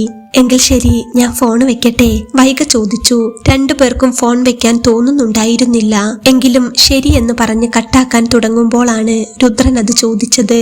വൈഗ, ഒന്നും തോന്നരുത്, ഒരു കാര്യം ചോദിച്ചോട്ടെ? എന്താ രുദ്രേട്ടാ? ഞാൻ എന്റെ അമ്മയോട് പറഞ്ഞോട്ടെ? അമ്മയ്ക്ക് ഭാഗ്യമുണ്ടെങ്കിൽ ഒരു ഡോക്ടർ മരുമോളെ കിട്ടുമെന്ന്. രുദ്രന്റെ ആ ചോദ്യം കേട്ട് വൈഗ ശരിക്കും ഞെട്ടിപ്പോയി. അവളുടെ ഹൃദയം വേഗത്തിൽ ഇടിച്ചു. രുദ്രൻ വീണ്ടും തുടർന്നു. ഒരു ജയിൽ പുള്ളിയെ അംഗീകരിക്കാൻ വൈഗയ്ക്ക് പറ്റുമെങ്കിൽ ഞാൻ നിന്നെ സ്നേഹിച്ചു തുടങ്ങിക്കോട്ടെ. വൈഗയുടെ ഭാഗത്തു നിന്ന് മറുപടി ഒന്നും ഉണ്ടായിരുന്നില്ല. അവൾ പതുക്കെ അച്ഛൻ കാണാതെ മുറിയിൽ നിന്നും മാറി ജനലിനരികിലേക്ക് നിന്നു. പുറത്തെ ഇരുട്ടിലേക്ക് നോക്കി അവൾ ഒന്ന് ചിരിച്ചു. ജയിൽവാസം കഴിഞ്ഞ് തിരിച്ചെത്തിയ അച്ഛൻ രുദ്രനെ കുറിച്ച് പറഞ്ഞു കേട്ട അന്നു മുതൽ അവളുടെ മനസ്സിൽ ഒരിഷ്ടം മുട്ടിട്ടിരുന്നു. ഇന്ന് അവനെ നേരിട്ട് കണ്ടപ്പോൾ ആ ഇഷ്ടം വല്ലാതെ കൂടിയിരുന്നു. പറഞ്ഞോളൂ രുദ്രേട്ടാ, അമ്മയോട് ധൈര്യമായി പറഞ്ഞോളൂ. എനിക്ക് രുദ്രേട്ടനെ അത്രയ്ക്കിഷ്ടമാണ്. അവളത് പറഞ്ഞു നിർത്തിയതും മറുതലയ്ക്കൽ രുദ്രന്റെ ശ്വാസം ഒന്ന് നിലച്ചതുപോലെ തോന്നി. സന്തോഷം കൊണ്ട് അവൻ എന്ത് ചെയ്യണമെന്നറിയില്ലായിരുന്നു. താൻ അനുഭവിച്ച കൈപ്പേറിയ ആ ജയിൽ കാലവും പുറത്തിറങ്ങിയപ്പോൾ ഏറ്റുവാങ്ങേണ്ടി വന്ന ചതിയുടെ ഷോക്കും വൈഗയുടെ ആ ഒരൊറ്റ വാക്കിൽ മുഴുവനായി മാഞ്ഞുപോയിരുന്നു. തന്നെ ജയിൽ പുള്ളിയാക്കി വഞ്ചിച്ചു പോയവൾക്ക് ദൈവം നൽകിയ മധുരമായ പ്രതികാരമാണ് വൈഗയെ പോലൊരു മിടുക്കി കുട്ടിയെന്ന് അവന്റെ മനസ്സ് പറഞ്ഞു. അപ്പുറത്ത് വൈഗയും ആ നിമിഷത്തിന്റെ ലഹരിയിലായിരുന്നു. ഫോൺ നെഞ്ചോട് ചേർത്ത് പിടിച്ച് അവൾ ജനലിലൂടെ ആകാശത്തേക്ക് നോക്കി നിന്നു. ദൂരെ അകലെയാണെങ്കിലും അവരുടെ മനസ്സുകൾ ആ രാത്രിയിൽ ഒന്നായി മാറുകയായിരുന്നു. അത്രയും കാലം അന്യരായിരുന്നവർ ഒരൊറ്റ യാത്ര കൊണ്ട് പ്രാണനായി മാറിയ അത്ഭുതം. വിധി അവനു വേണ്ടി കാത്തുവെച്ച വലിയൊരു പുണ്യമായിരുന്നു വൈഗ എന്ന ഡോക്ടർ കുട്ടി. ആ തിരിച്ചറിവിൽ പുതിയൊരു ജീവിതത്തിന്റെ സ്വപ്നങ്ങളുമായി അവർ രണ്ടുപേരും ആ രാത്രിയെ നെഞ്ചോട് ചേർത്തു. ദിവസങ്ങൾ കടന്നുപോയി. രുദ്രന്റെ തറവാട്ടിലെ ഉത്സവം വന്നെത്തി. രുദ്രൻ പറഞ്ഞതുപോലെ തന്നെ ഉത്സവം കൂടാൻ മാധവേട്ടനും വൈഗയും എത്തിയിരുന്നു. മാധവേട്ടനെ തറവാട്ടിൽ അച്ഛനൊപ്പം ഇരുത്തി വൈഗയുടെ കൈപിടിച്ച് ഉത്സവപ്പറമ്പൊക്കെ ഒന്ന് കാണാൻ ഇറങ്ങിയതായിരുന്നു രുദ്രൻ. ചെണ്ടമേളവും ആൾക്കൂട്ടവും നിറപ്പകിട്ടാർന്ന കടകളും നിറഞ്ഞ ആ വൈകുന്നേരം വളക്കടയിലെ പല വർണ്ണത്തിലുള്ള കുപ്പിവളകൾക്കിടയിൽ കണ്ണോടിക്കുകയായിരുന്നു വൈഗ. രുദ്രൻ അവൾക്കരികിൽ തന്നെ ഉണ്ടായിരുന്നു. രുദ്രേട്ടാ, കുപ്പിവള എനിക്ക് വലിയ ഇഷ്ടമാ, ഞാൻ ഒന്ന് നോക്കിക്കോട്ടെ? വൈഗ അവനോട് ചോദിച്ചു. ഓ, നോക്കിക്കോ, ആവശ്യമുള്ളതൊക്കെ വാങ്ങിക്കോ. അവളെ നോക്കി ചിരിച്ചുകൊണ്ട് തിരിഞ്ഞ രുദ്രൻ പെട്ടെന്ന് തറഞ്ഞു നിന്നുപോയി. തൊട്ടടുത്ത് തന്നെ സ്നേഹിച്ച് ചതിച്ചിട്ട് പോയ ഗൗരി നിൽപ്പുണ്ടായിരുന്നു. അവളുടെ മുഖത്ത് പഴയ തെളിച്ചമില്ല. അവളുടെ ജീവിതം അത്ര സുഖമല്ല എന്ന് അവളെ കണ്ടപ്പോൾ രുദ്രന് തോന്നി. കാരണം അവൾ ആകെ കോലം കെട്ടുപോയിട്ടുണ്ട്. പക്ഷേ രുദ്രൻ അതൊന്നും കാര്യമാക്കിയതേയില്ല. അവൻ വേഗത്തിൽ കാണാത്ത മട്ടിൽ മുഖം തിരിച്ചു. എന്നാൽ രുദ്രനെ കണ്ട ആഘാതത്തിൽ അവൾ വിറയ്ക്കുന്നുണ്ടായിരുന്നു. രുദ്രേട്ടാ, ഗൗരിയുടെ ശബ്ദമിടറി. അവൾ അവൻ അടുത്തേക്ക് വരാനാഞ്ഞെങ്കിലും രുദ്രന്റെ കണ്ണുകളിലെ പരിചയമില്ലാത്ത ഭാവം അവളെ തടഞ്ഞു. രുദ്രേട്ടൻ വന്നതറിഞ്ഞു. എനിക്ക് വലിയൊരു തെറ്റ് പറ്റിപ്പോയി രുദ്രേട്ടാ. സഞ്ജയ് പഴയ സ്വഭാവമൊക്കെ മാറ്റുമെന്നും എന്നെ സ്നേഹിക്കുമെന്നും കരുതിയാണ് ഞാൻ അവനൊപ്പം പോകാൻ തീരുമാനിച്ചത്. എന്നെ ഇഷ്ടമാണെന്ന് പറഞ്ഞ് പിറകെ നടന്ന് പറ്റിക്കുമായിരുന്നു. എന്റെ അച്ഛന്റെ കടം വീട്ടാൻ കുറച്ച് പൈസ കൂടി അവൻ തന്നപ്പോൾ ഞാൻ വിശ്വസിച്ചു പോയി. പക്ഷേ അവൻ ഒട്ടും മാറിയിട്ടില്ല രുദ്രേട്ടാ. പണ്ടത്തെ മോശം സ്വഭാവം തന്നെയാണ് ഇപ്പോഴും. എന്നോട് ക്ഷമിക്കണം രുദ്രേട്ടാ. രുദ്രേട്ടൻ വന്നു എന്ന് പറഞ്ഞു കേട്ടപ്പോൾ മുതൽ ഞാൻ എന്നും വഴിയിലൊക്കെ നോക്കാറുണ്ട്. പക്ഷേ രുദ്രേട്ടനെ എവിടെയും കാണാറില്ല, അവൾ വിതുമ്പിക്കൊണ്ട് പറഞ്ഞു. രുദ്രന്റെ ഉള്ളിൽ ഒരു നിമിഷം പഴയ ഓർമ്മകൾ മിന്നിമറഞ്ഞു. അവൻ അവളെ ഒന്ന് നോക്കി. പക്ഷെ ആ കണ്ണുകളിൽ സ്നേഹമോ ദേഷ്യമോ ഉണ്ടായിരുന്നില്ല, വെറും അപരിചിതത്വം മാത്രം. മറുപടിയൊന്നും പറയാതെ അവൻ നിൽക്കുമ്പോഴാണ് പുറകിൽ നിന്ന് ആ വിളി കേട്ടത്. രുദ്രേട്ടാ. വൈഗ ഓടി വന്ന് രുദ്രന്റെ കയ്യിൽ മുറുക്കി പിടിച്ചു. ഈ വളകൾ എങ്ങനെയുണ്ട്? ഇത് ഞാൻ എടുത്തോട്ടെ? കൊച്ചുകുട്ടിയെ പോലെ ആവേശത്തോടെ വൈഗ ചോദിച്ചു. രുദ്രന്റെ മുഖം അപ്പോൾ പെട്ടെന്ന് മാറി. ഗൗരിയുടെ മുന്നിൽ കണ്ട ആ കടുപ്പം അലിഞ്ഞില്ലാതായി. അവൻ വൈഗയെ നോക്കി സ്നേഹത്തോടെ ചിരിച്ചു. അവളുടെ കവിളിൽ പിച്ചിക്കൊണ്ടവൻ പറഞ്ഞു, വാങ്ങിച്ചോ, നിനക്ക് ചേരുന്നതൊക്കെ എടുത്തോ. അവൻ കടക്കാരന് പൈസ നൽകി വൈഗയുടെ കൈ ചേർത്ത് പിടിച്ച് നടക്കാൻ തുടങ്ങുമ്പോൾ ഗൗരി തരിച്ചു നിൽക്കുകയായിരുന്നു. വൈഗയെ കണ്ടപ്പോൾ ആരാണെന്ന് മനസ്സിലാകാത്ത ഭാവത്തിൽ ഗൗരി ആശ്ചര്യത്തോടെ അവരെ നോക്കി. 2 അടി മുന്നോട്ട് വെച്ച ശേഷം രുദ്രൻ പെട്ടെന്ന് നിന്നു. അവൻ തിരിഞ്ഞ് ഗൗരിയെ നോക്കി ശാന്തമായി പറഞ്ഞു, ഇത് വൈഗ, ഞാൻ വിവാഹം കഴിക്കാൻ പോകുന്ന പെൺകുട്ടിയാണ്. ഒരു ഡോക്ടറാണ്. അതിലുപരി ചതിക്കാൻ അറിയാത്ത ഒരു പാവം കുട്ടി. അവൻ ഒന്ന് നിർത്തി ഗൗരിയുടെ കണ്ണുകളിലേക്ക് നോക്കി തുടർന്നു. നിന്നോട് എനിക്കിപ്പോൾ ദേഷ്യമില്ല, സന്തോഷമേ ഉള്ളൂ. നിന്റെ പേരെന്തായിരുന്നു? ഓ, ഗൗരി. ശരിക്കു പറഞ്ഞാൽ അതുപോലും ഞാൻ മറന്നു തുടങ്ങി. അന്ന് നീ നിന്റെ സൗഭാഗ്യം തേടി എന്നെ ഉപേക്ഷിച്ചു പോയതുകൊണ്ട് മാത്രമാണ് എനിക്ക് ഇവളെ പോലെ ഒരു നല്ല പെൺകുട്ടിയെ കിട്ടിയത്. അല്ലെങ്കിൽ ഒരു ചതിയത്തിയുടെ കൂടെ ജീവിതം ഹോമിക്കേണ്ടി വരുമായിരുന്നു എനിക്ക്. നന്ദി. അത് കേട്ട് ഗൗരി തകർന്നു പോയി. രുദ്രനെ കണ്ട് കഷ്ടപ്പാടൊക്കെ പറഞ്ഞാൽ ചിലപ്പോൾ രുദ്രൻ തന്റെ അവസ്ഥ അറിഞ്ഞ് തന്നെ ജീവിതത്തിലേക്ക് വിളിച്ചെങ്കിലോ എന്ന് അവൾ പ്രതീക്ഷിച്ചിരിക്കണം. എന്നാൽ രുദ്രൻ ഒന്ന് തിരിഞ്ഞു നോക്കുക പോലും ചെയ്യാതെ വൈഗയുടെ തോളിലൂടെ കൈ ചേർത്ത് പിടിച്ച് മുന്നോട്ട് നടന്നു. ഗൗരി നഷ്ടബോധത്തോടെ അവർ പോകുന്നത് നോക്കി അങ്ങനെ നിന്നു. എന്നാൽ മുന്നോട്ട് നടക്കുമ്പോൾ അത് ഗൗരിയായിരുന്നെന്ന് രുദ്രന്റെ സംഭാഷണത്തിൽ നിന്ന് വൈഗയ്ക്ക് മനസ്സിലായിരുന്നു. അവളുടെ കണ്ണുകളിൽ ചോദ്യങ്ങളില്ലായിരുന്നു, മറിച്ച് അവനോടുള്ള വിശ്വാസവും സ്നേഹവും മാത്രമായിരുന്നു. സന്തോഷത്തോടെ ആ നെഞ്ചോട് ചേർന്ന് അവൾ നടന്നു. തന്നെ വിശ്വസിച്ച് ജീവിതത്തിലേക്ക് കടന്നു വന്ന ആ പെൺകുട്ടിയെ നോക്കിയപ്പോൾ രുദ്രന്റെ ഉള്ളിൽ നന്ദിയും പ്രണയവും നിറഞ്ഞു. അവർ മെല്ലെ ഉത്സവപ്പറമ്പിലെ വെളിച്ചത്തിൽ നിന്നും ജനക്കൂട്ടത്തിൽ നിന്നും നടന്നു നീങ്ങി. വൈഗ അപ്പോൾ രുദ്രന്റെ കണ്ണുകളിലേക്ക് നോക്കി. ആ കണ്ണുകളിൽ തന്നോടുള്ള പ്രണയവും കരുതലുമാണ് അവൾ കണ്ടത്. ആ ഉത്സവരാത്രിയിൽ ചെണ്ടമേളത്തിന്റെ താളത്തിനൊപ്പം അവളുടെ മനസ്സും തുള്ളി തുളുമ്പി. രുദ്രൻ അവളെ കൂടുതൽ ചേർത്ത് പിടിച്ചു.